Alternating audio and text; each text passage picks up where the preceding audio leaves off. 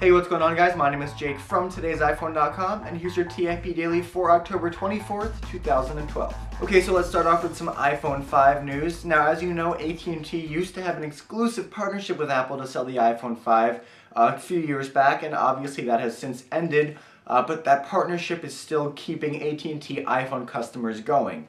Reportedly, 77% of the smartphones AT&T sold in this quarter were iPhones. So to break that down for you, the company sold 6.1 million smartphones in Q3 of this year. 4.7 million of them were iPhones. Now, it is worth noting that most of those customers were pre-existing AT&T customers. The nation's second largest carrier only managed to sign 151,000 new customers this quarter. But even still, these numbers are very impressive, especially considering the fact that the iPhone 5 is a fairly recent launch. It'll be interesting to see how AT&T does with the new iPhone throughout the rest of this year. Okay, moving on. According to a new report, manufacturers are having trouble producing enough iPad mini displays to meet the incredibly high demand. Now, this is hardly surprising. This sort of thing is basically synonymous with Apple launches now, just because the demand for a new Apple product is so high.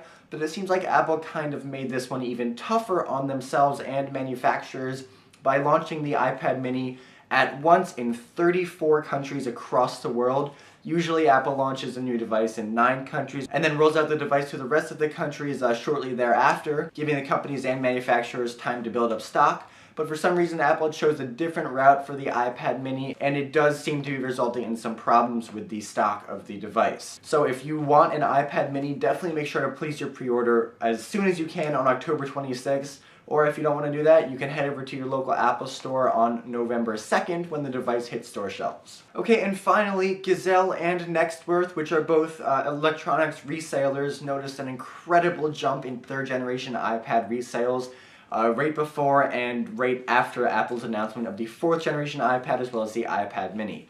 Reportedly, resales for the 3rd-generation iPad, which launched just earlier this year, have jumped 1,000% since Apple's newest crop of iPads. According to MarketWatch, over 140,000 devices were put on sale on Gazelle yesterday, half of them before Apple's event and half of them after. And of those devices, 70% of them were 3rd-generation iPads, which means people are looking to upgrade to the 4th generation or the iPad mini. Okay, well that's it for today, guys. Thank you very much for watching. Your question of the day today is, are you thinking about trading in your old iPad or tablet in favor of a 4th generation iPad or an iPad mini? I'd definitely love to know how you guys feel, so let me know in the comment section down below or on Twitter at TIP_Jake. Please don't forget that the links to everything I talked about in this video are in the description down below, so definitely check those out.